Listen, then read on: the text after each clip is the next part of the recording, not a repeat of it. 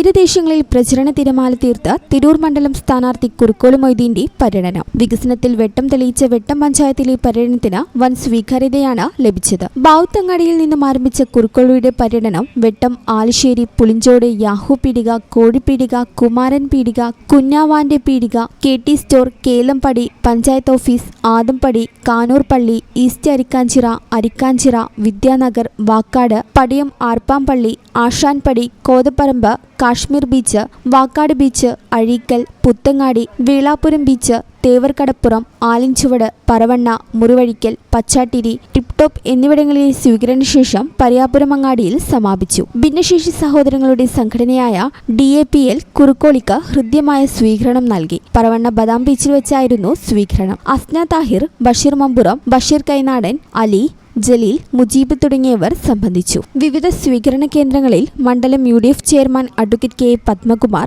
UDF നേതാക്കളായ A Gopalakrishnan, Naushad Parannekkad, NT Vasu, UT Kamar master, CMT Bava, CK Hameed Niyas, Shafeeq Kunnath, Meharsha Kalarikkal, Shiju Nair വീട്ടിൽ, Fasil CMT, PS റഫൂഖ്, Ismail Achampatt, Ashraf Kottekkad, Mansoor Kanoor തുടങ്ങിയവർ പ്രസംഗിച്ചു.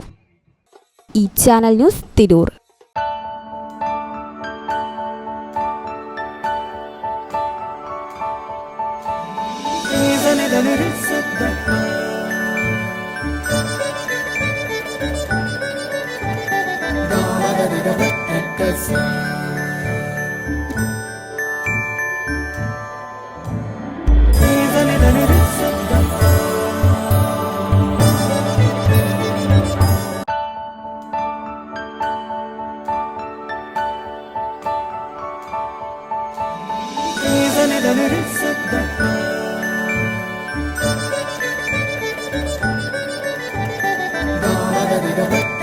See